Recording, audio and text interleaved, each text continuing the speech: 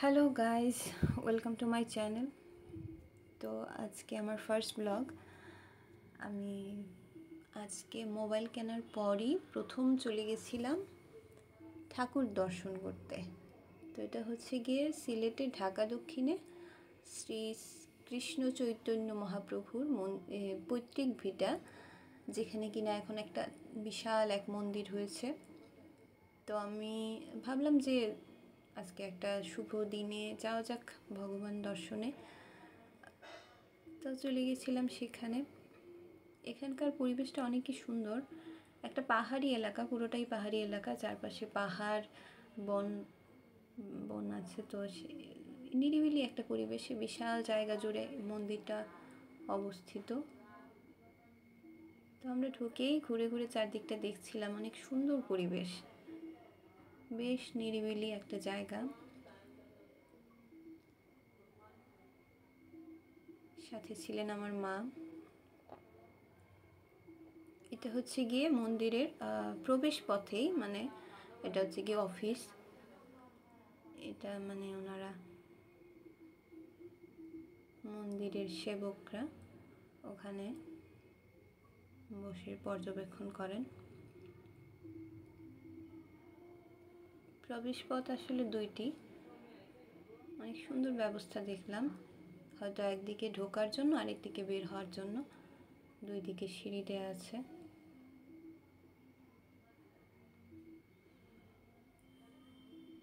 দেখতে থাকুন আমাদের সঙ্গে।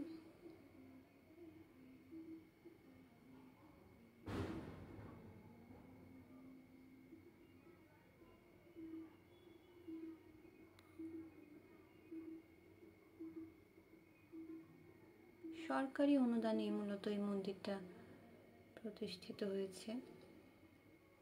এখানে বংশ পরম্পরায় শ্রী চৈতন্য দেবের উত্তরসূরি যারা এখানে ছিলেন, যদিও শ্রীকৃষ্ণ চৈতন্য মহাপ্রভু জন্মগ্রহণ করেছিলেন পশ্চিমবঙ্গে নবদ্বীপে, নদিয়া জেলার নবদ্বীপে, কিন্তু এখানে হচ্ছে গিয়ে শ্রীহট্ট জেলায় হচ্ছে গিয়ে ওনার বাবার বাড়ি। তো ধারণা করা হয় যে শ্রী চৈতন্যদেব এখানে নাকি একবার এসেছিলেন।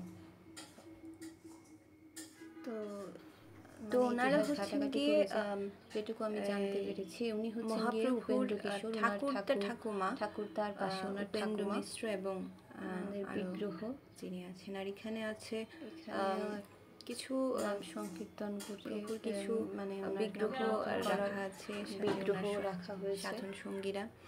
এখানে ওরা গিয়ে ওনার এই সেবক সংঘের আয়োজনে যে অনুষ্ঠানগুলো হয়, রথযাত্রা, বিভিন্ন সবকিছু মহোৎসব পালন করেছে। রথযাত্রা উপলক্ষে বিভিন্ন আয়োজন ওনাদের ছিল, জন্যই রেখেছেন আসলে প্রচারের জন্য। এখানে ব্যানার উদ্বোধন করেছেন, এটা আসলে কৃষ্ণ চৈতন্য মন্দির উদ্বোধন যিনি করেছেন মিজানুর রহমান ফলক। এখানে এটা হচ্ছে কি বাহিরের দিকটা, মন্দিরের ঠিক বাহিরে তুলসী দেবীর একটা মঞ্চ, তুলসী দেবীর মঞ্চ, ওখানে সুন্দর, খুব সুন্দর করে রাখা আছে, জ্বালিয়ে দেয় ভক্তগণ। মন্দিরের আশপাশটা খুবই সুন্দর, খুবই সুন্দর, চারদিকে পাহাড়ি এলাকা, গাছ। অনেক ভক্তবৃন্দরা আসলে এসেছেন মন্দিরটা দেখছিলাম, আরও অনেক ভক্তগণ এসেছিলেন। এটা হচ্ছে মূল মন্দিরের কাজ চলছে, মন্দিরের কাজ চলছিল, সংস্কার কাজ আরও চলছে।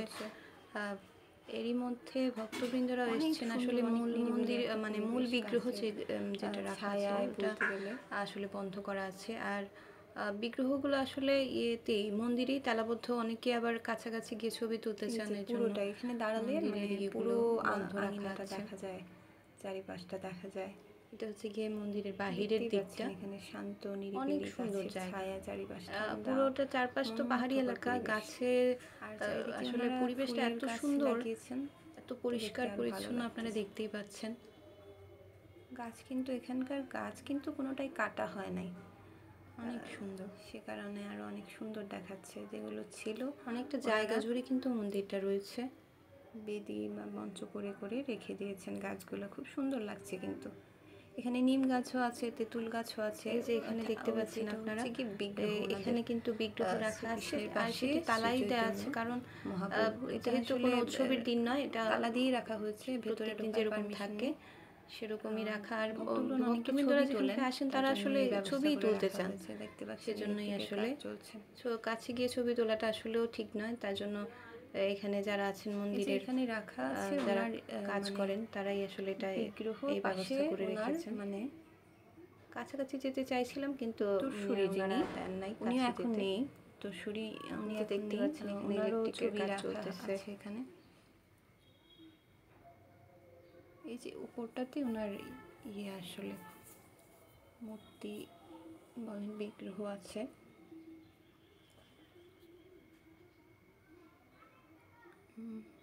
এখানে ওঠারও পারমিশন নেই, তারপরেও আমি উঠে গেছিলাম।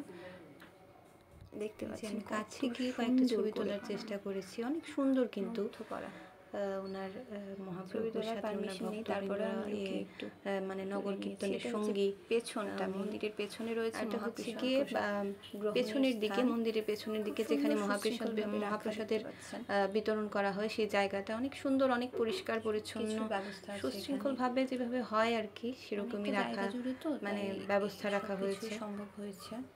এখন আপাতত বন্ধ আছে, তাই জন্য কোনো অনুষ্ঠানাদি এগুলো তৈরি করা হয়েছে। এখানে কিন্তু গাছ, ফুলের গাছে বিউটিফুল, মানে যারা সেবক আছেন ওনাদের থাকার জায়গাও এখানে পেছনেই রাখা।